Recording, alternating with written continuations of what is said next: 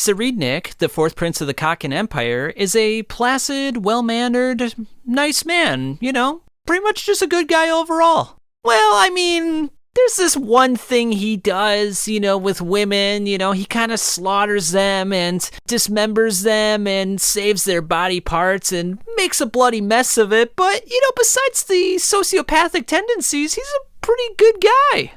Right? No, he's not. In all seriousness, Prince Tserriednich is quite possibly the most terrifying villain in all of Hunter x Hunter. And what makes him so terrifying is not only his homicidal tendencies and fervent joy in the prospect of killing his brothers and sisters for the throne, or the fact that he dismembers people at will on a daily basis. No, it's more than that.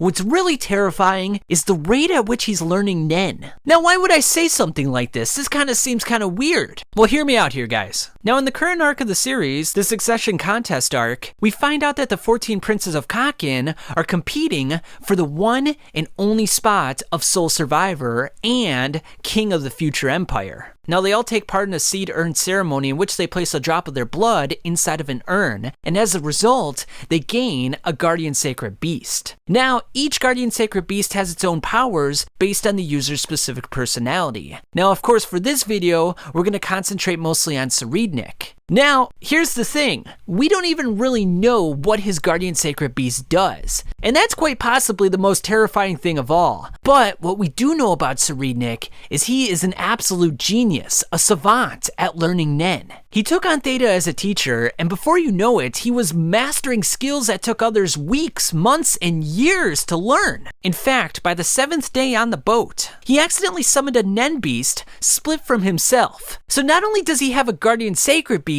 he has a Nen beast. And then on the 8th day, he developed a skill while honing his Zetsu, known as 10 seconds in a flash. And it's a type of Zetsu that allows him to see a prophetic vision of the following 10 seconds. After that flash instance of 10 seconds, he can continue to move forward in time 10 seconds ahead of everyone else. So basically what that means is that he could do anything to you. While other people see the vision of what should have happened, he's able to manipulate himself and move through time in any which way he wants. He can even dodge a bullet. He even describes the experience as if he's existing in a parallel universe. Therefore, with this ability, he can see how events unfold and react accordingly based on the situation. Now, like I said, even though he can change his actions, people around him will still perceive his actions based on his vision. Hence the reason that Theta thought that she shot him right in the head. You can naturally see where this is going. I mean, if other people are seeing a ghost, as it were, and they were chasing the ghost and you were 10 seconds ahead of them, you could do anything you want to them. You could pull a gun to their head and pull the trigger for 10 seconds straight. You could cut off their arms, their neck, their limbs. Like, there's no sort of refutation to this power. The only limitation is the amount of time it takes him to enter his Zetsu. And as we already said, he learned Zetsu in 8 fucking days.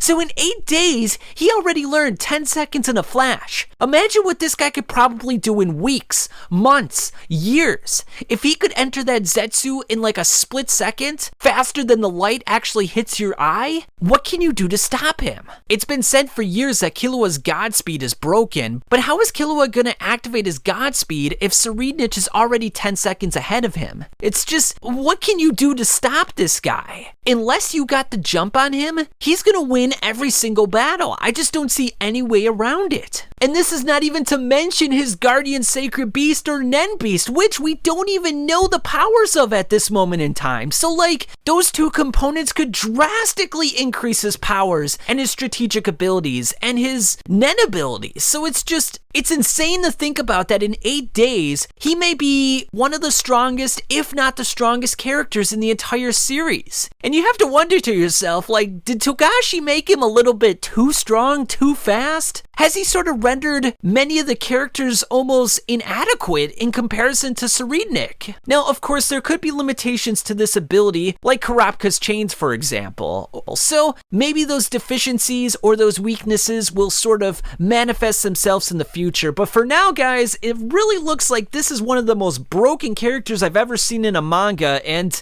it's hard to find a way in which to beat him. But tell me what you guys think in the comments. Do you think that Tserriednich is broken? Do you think there's a way to beat him? Do you think there's an existing character that could find a way to beat him? Let me know. Subscribe if you haven't already, and I'll catch you guys on the flip side.